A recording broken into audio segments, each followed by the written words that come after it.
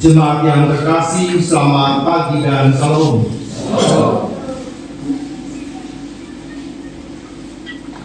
Tema kita hari ini, jangan keraskan hati. Bapak, Ibu, dan saudara-saudara yang terkasih dalam Kristus, mungkin saja hari ini kita sedang merasa kekeringan dalam kehidupan spiritualitas kita secara pribadi.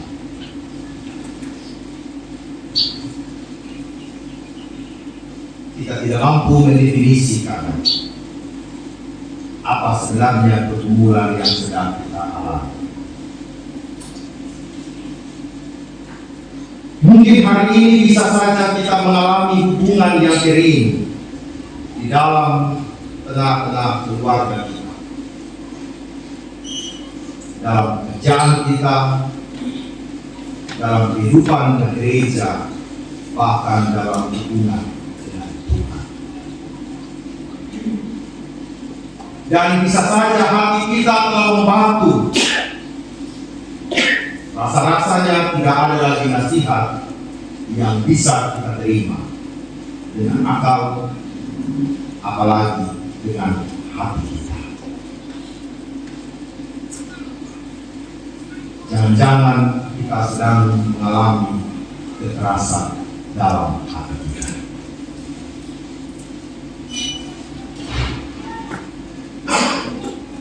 Hati yang keras hadir dalam kehidupan sejarah bangsa Israel. Ketika kerajaan itu terpecah menjadi dua, Israel Utara dan Yehuda, dan Ahab hadir sebagai seorang raja di Israel Utara, serta Elia hadir sebagai seorang nabi yang berkarya di Israel Utara, serta Obadya seorang yang sungguh-sungguh takut Tuhan menjadi kepala istana hidup di sana. Rasa-rasanya juga berhadapan dengan Ahab bersama dengan istrinya Isabel yang juga mengalami kerasnya hati mereka untuk mengakui kedaulatan Allah dalam hidup mereka.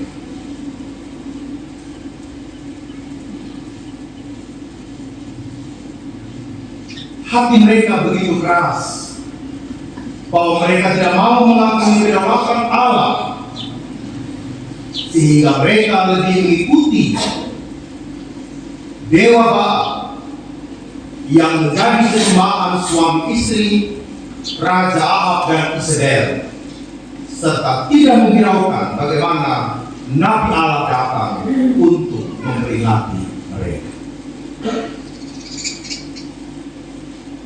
Sebuah kekuasaan digenggam oleh Ahab, dan kekuasaan itu tidak ada dalam ruang hampa,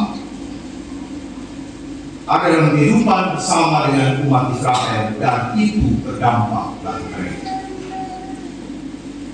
Kekeringan terjadi di negeri itu atas nubuat dari Elia sebagai hamba, sebagai nabi yang tidak mau melihat ketidakbenaran itu dirayakan oleh Ahab dan Isabel, bahkan oleh raja-raja lain yang memerintah di Israel maupun di Yehuda.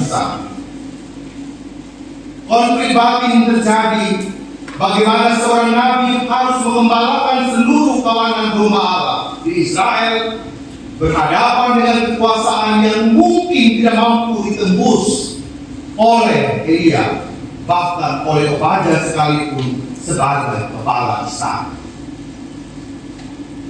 Tapi kebenaran tetaplah harus disampaikan. Meskipun kadang-kala tembok-tembok kehidupan itu rasa-rasanya tinggi, tidak bisa dicapai, bahkan tebal, tidak bisa ditembus oleh perkataan Elia sebagai nabi. Tetapi apa yang disampaikan Elia berasal dari Allah. Keberanian Elia untuk menyampaikan itu kepada Raja berada dalam tekanan yang tidak mudah. Nyawa menjadi taruhan. Tetapi Elia tetap berdiri di atas kebenaran untuk mengingatkan itu kepada raja. Mereka baru menjalani setengah dari 7 tahun kekeringan yang akan melanda Israel. Baru 3 tahun dan rasa-rasanya juga Elia tidak tega melihat seluruh kekeringan. Dalam kekeringan itu juga Obadya sebagai orang yang takut akan Tuhan, ia adalah sisi yang memang memelihara nabi-nabi Allah dengan caranya memberikan makanan dan minum. Bapak Ibu, situasinya tidak mudah. Kekeringan sedang dialami secara bersama-sama. Hujan tidak turun selama 3 tahun, tetapi tentu respon antara Ahab dan Obadya berbeda. Kekeringan bagaimanapun, Obadya tetap memelihara seluruh nabi-nabi Tuhan. Tetapi Ahab dalam seluruh keadaan itu dia bukan mengingat rakyatnya yang sedang diperjuangkan. Dia mengingat harta bendanya, yaitu kawanan-kawanan ternaknya harus mati. Di sini 2 kekuatan sedang berada. Jikalau memang Baal yang merupakan sesembahan dari Ahab dan Isabel itu mampu menurunkan hujan, silakan.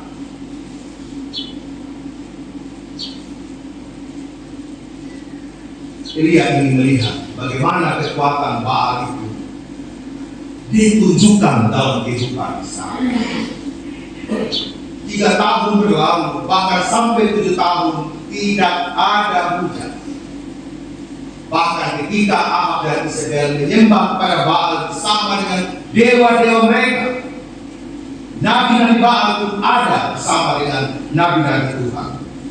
Itu pun tetap sama saja, bahwa yang terjadi adalah mereka tidak mendengarkan suara. Mereka tetap mengikuti apa yang menjadi kehendak hati mereka, mengeraskan hati kepada Allah. Bapak Mama, mengapa sampai kita mengeraskan hati? Yang pertama, orang yang hati keras itu adalah orang yang meragukan firman Tuhan.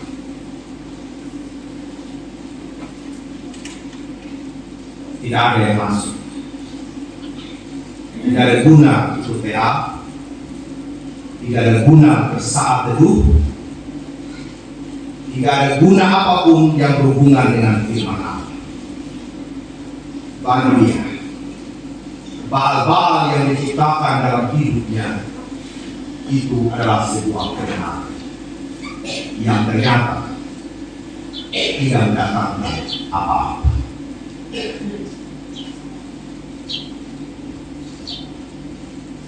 Kita mungkin berpikir,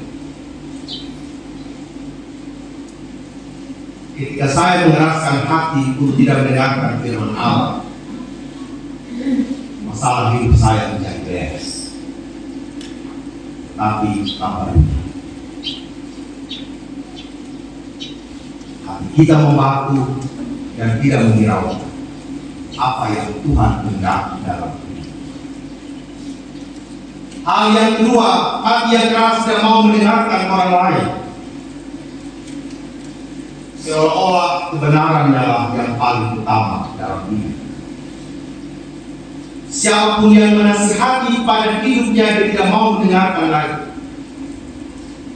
Saat suami memberikan nasihat kepada istri dan sebaliknya istri memberikan nasihat kepada suami, kata-kata yang diucapkan tutup ujung mulut.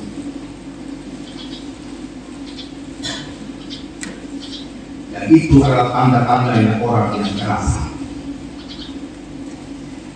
Hanya mau ikut dia punya mau saja. Tidak mau mendengarkan yang baik dari orang lain.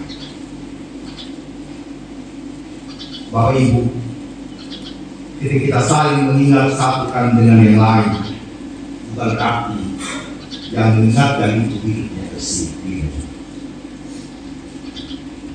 kita hanya sedang berproses sebagai orang berdosa yang ingin hidup menjadi lebih baik.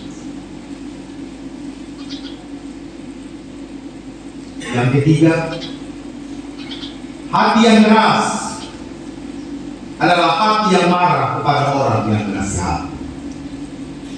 Sudah tidak mendengarkan, kemudian hati dipenuhi oleh amarah, kebencian, dan akhirnya bisa saja menjadi sebuah pembunuhan. Tidak mau sama sekali mendengarkan apa yang dikatakan orang lain. Dia marah kalau orang lain memberikan masukan kepadanya. Dia marah kalau orang lain memberikan nasihat kepadanya. Mungkin kehiu itu adalah tahap yang pertama. Habis kehiu, jadi buku. Jadi buku yang pertama. Habis buku baru kehiu. Ya, lama-lama menjadi akar pahit. Nanti akar pahit kita dengarkan di bulan Agustus. Kita omong tentang merdeka dari akar pahit. Dalam jalan kita semua ini bukan merdeka, tapi mati ya. Rasa pahit itu, rasa marah itu yang menguasai kita punya hati. Hati-hati ya. Kita sedang ada dalam hati yang keras sama seperti raja. Tidak ada juga bukti ketika dia menyembah para Baal dan mengikuti kehendak hatinya bahwa Baal memberikan sesuatu kepadanya dan sejahtera, tidak Bapak. Yang ada adalah kegelisahan. Dia bukan pikir orang, dia punya bangsa yang dia pimpin, dia pikir dia punya harta benda Bapak. Bagaimana sudah sepunya harta benda tetapi tidak ada hujan, bagaimana teman? Seharusnya yang dia pikir ini Ahab ini berpikir punya hubungan dengan Tuhan. Itu tidak Bapak. Itu yang paling utama. Tapi pada dasarnya memang dia tidak mendengarkan suara Allah. Dia lebih melihat hal-hal yang material daripada hal yang spiritual.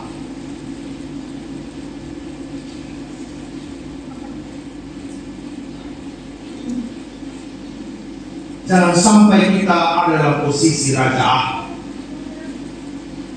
Kita lebih melihat, memandang hal-hal yang material. Kita lupa untuk memperbaiki diri dan hubungan kita dengan Allah. Kita benci sama manusia yang kita lihat secara materi nyata dan jelas. Tetapi kita lupa untuk memperbaiki bahwa kenapa saya membenci orang lain. Dan kebencian itu harus diperbaiki oleh Allah.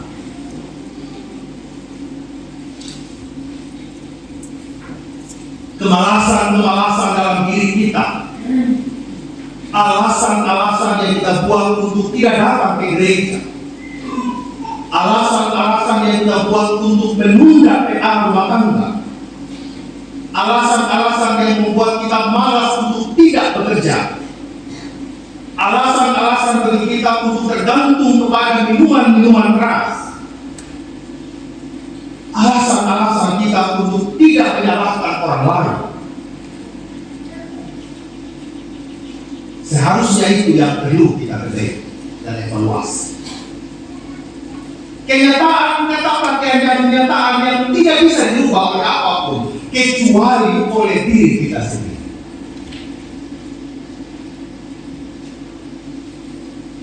Nabi Ahab bisa saja pergi dari kehidupan Nabi Elia bisa saja pergi dari kehidupan Raja Ahab. Tetapi dia harus bertahan bersama dengan Ahab yang keras kepala.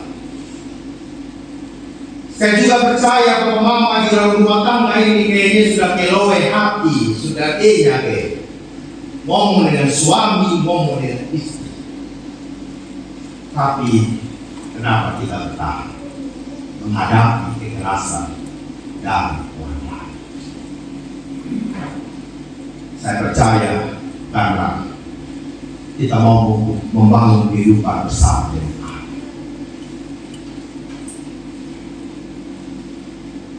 sekeliling kita boleh keras hati, tapi jangan sampai juga senyum kita keras terhadap orang lain. Itu yang normal.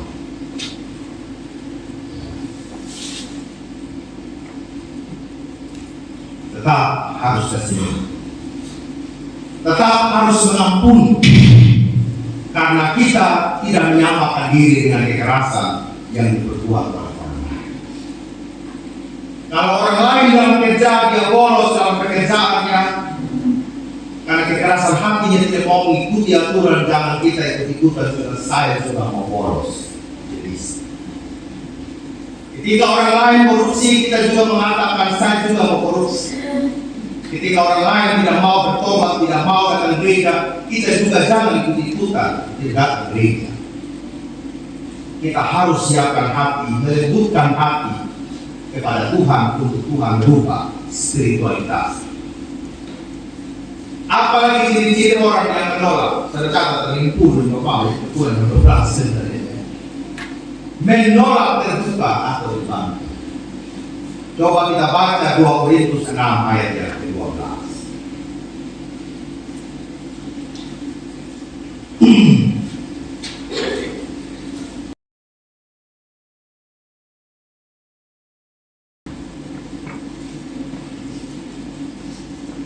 Demikian 2 Korintus 6 ayat yang ke-12. Dan bagi kamu ada tempat yang luas dalam hati kami, tetapi bagi kami hanya tersedia tempat yang sempit di dalam hati kami. Orang lain mau bantu untuk dia keluar dari persoalan, tapi tidak ada tempat yang kita sediakan.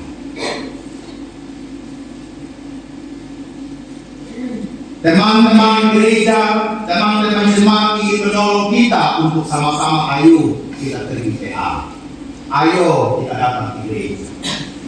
Tapi hati kita yang luas untuk menolong orang lain. Tapi ada anak muda bilang, cinta bertepuk sebelah tangan. Terlalu sempit itu hati. Terlalu sempit itu pemikiran. Terlalu sempit itu perasaan. Jadi tiap hari hanya sesak terus. Tidak hati yang terbuka, tidak hati yang lebar dan mengatakan terima kasih. Kau sudah bantu sama saya dan kau sudah menolong untuk mengingatkan kepada saya. Seharusnya begitu. Kalau ada orang yang nasihat sama kita, jangan tiba-tiba, kau jangan so suci. Tidak bisa juga. Tidak ada disuci dalam dunia. Kita dibenarkan, kita disucikan, dan kita diselamatkan. Jadi kalau dengar firman Tuhan dan nasihat, buka hati lebar-lebar, Bapak. Percaya saja, firman Tuhan ini tidak akan kasih mati kita sendiri. Dia akan memberikan kita kehidupan. Amin. Meskipun itu pahit kita dengar di telinga. Kritikan nasihat yang baik yang orang lain berikan itu akan menggoyahkan rasa nyaman kita. Tetapi justru ketika rasa nyaman kita digoyahkan, berarti kita mau bertumbuh dalam Tuhan. Itu tanaman Bapak Mama, kalau tidak digembur, dia tidak akan bertumbuh.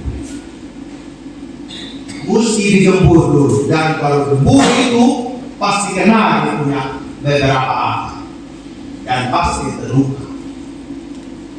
Pohon kalau mau rimbun, dia pangkas sedikit dulu. Tuhan bilang buah anggur, pohon anggur itu berbuah lebat harus digunting 2 kali terus. Baru dia mau berkembang dan berbuah lebat.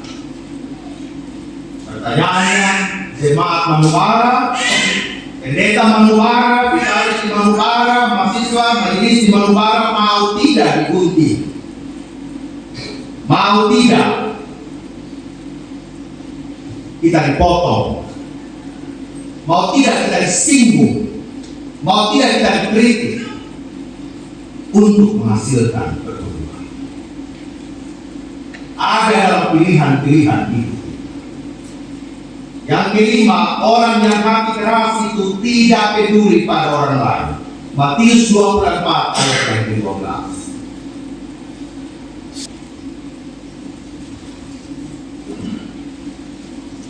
Matius 24 ayat yang ke-12 demikian. Dan karena makin bertambah-tambah kedurhakaan, maka kasih kebanyakan orang akan menjadi dingin. Kasih itu menjadi dingin berarti tidak peduli pada orang lain. Tidak mau mendoakan orang lain atas nama saya terlalu sakit Pak Pendeta, jadi saya tidak mau lihat dia punya muka apalagi berdoa buat dia. Itu karena apa? Kedurhakaan makin bertambah.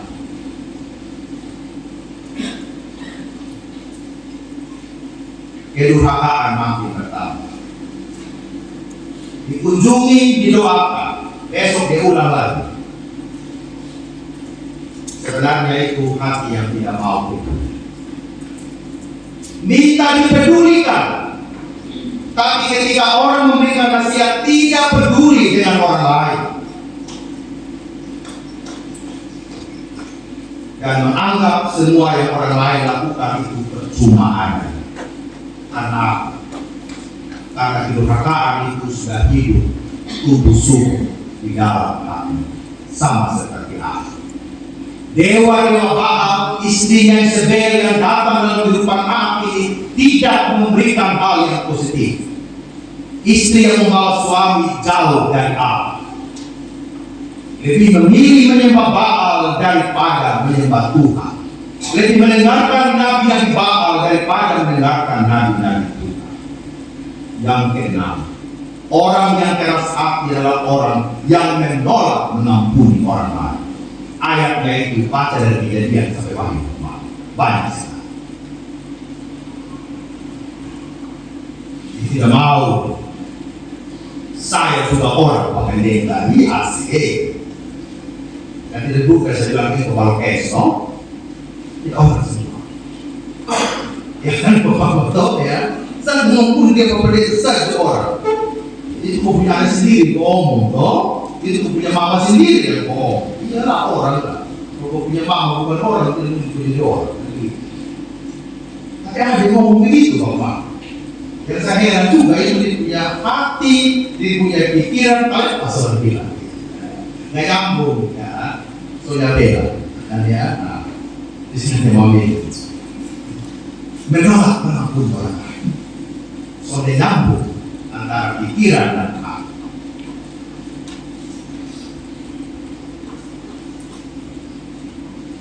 Orang tua buka pintu maaf, anak menolak. Anak buka pintu maaf, orang tua menolak. Tetangga buka pintu maaf, buka toples kue dia makan, dia tolak semua. Itu kan ya. Kalau saya tidak perlu dilema, tidak perlu saya bungkus kalau di rumah. Itu kan ya. Itu kasih kulkas Bapak. Pas sendiri itu pas dulu beri tamu, ya. Tolak yang berhasil, Bapak dibilang ini Pak bersaksi, gitu kan. Yang itu, saya akan tambah sendiri dari Bapak Muhammad. Orang yang keras hati itu tidak takut kepada Tuhan. Ini sudah Ahab punya mainan. Ya. Bapak bisa baca di Efesus 4 ayat 17 sampai 19. Tidak mau takut. Ngeri, Bapak. Ngeri kalau kita berjumpa dengan hal-hal yang mari dalam hidup kita punya pilihan. Mau mengeraskan hati kita atau kita melembutkan agar benar dan sejahtera Allah itu memerintah di dalam hati kita.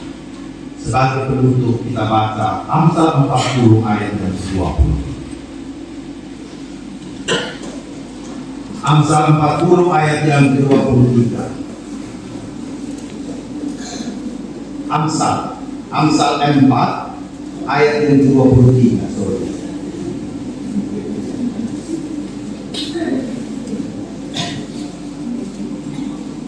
Mari kita baca Amsal 4 ayat yang ke-23 bersama-sama. 1-3. Jagalah hatimu dengan segala kewaspadaan, karena dari situlah terpancar kehidupan. Amin. Untuk firman.